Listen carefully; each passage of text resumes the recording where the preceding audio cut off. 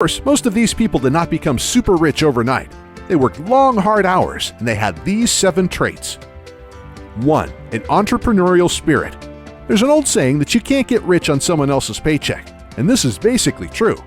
Most of the super wealthy got that way by going into business for themselves.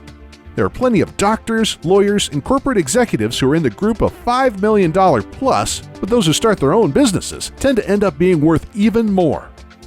2. Always on the clock.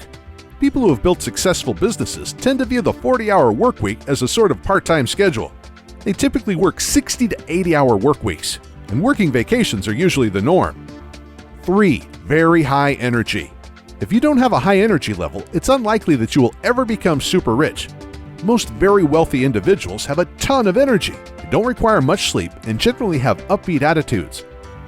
4. Visionaries. Most of the super rich are visionaries. These are what are called force of nature people. They have the ability to look at situations and see possible futures.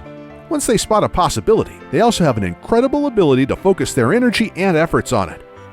5. A high level of confidence.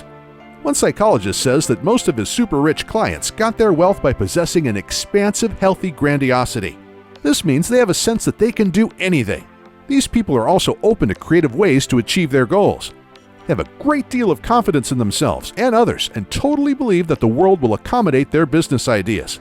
Also, some of the very wealthiest have what's called a narcissistic personality disorder. In other words, they think they're very special, require a lot of admiration, have a high sense of entitlement, and don't have much empathy for others. 6. Discriminating. Many of the super rich understand that they are not the smartest person in the room on every possible issue. However, they know to surround themselves with people who are and who will help them realize their vision. Here's an interesting fact. Those who do best are those that move past sole proprietorships and partner with others to expand their companies. 7. Modest. Despite what you might see in movies or on television, most multimillionaires actually live very modestly. Some of the very richest have chosen not to increase their lifestyles in lockstep with their growing wealth. Some even continue wearing old plaid shirts, or at least the men do. 8. Tolerant of risk. If you start your own business, by the very nature of things, you will need to be a risk taker. However, there's no need to be an investing gambler.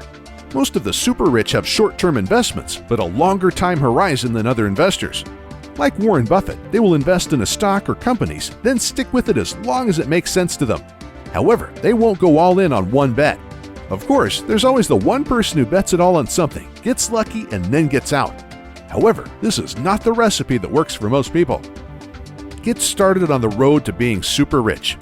As noted above, if your true goal is to become super rich, your best bet is to start your own company. Of course, there's a negative to this, and that's the fact that in most cases, you won't have money to start that venture. As many people have discovered, you can have the greatest idea in the world since the internet, but if you don't have the money to put it into effect, you're doomed to failure. The good news is that there is now a way to raise money to fund your amazing idea. It's called crowdfunding. What is crowdfunding? This is where you collect money from backers, that's the crowd, to fund your initiative. This is usually done on an internet platform. Your initiative could be anything from a nonprofit to fund schools or emergency funds for an ill person to creating and selling a new product. It could even be for financing your startup company. As you might guess, crowdfunding models require a number of participants. This includes the people such as yourself that propose the idea or project to be funded, and then the crowd of people who support your proposal. 450 platforms. As of 2 years ago, there were more than 450 crowdfunding platforms. Of course, if you have a project you want to crowdfund, you will need to do your own due diligence in order to determine which platform would be best for you depending on your project. This is because there are some important differences in the services provided by the different crowdfunding platforms.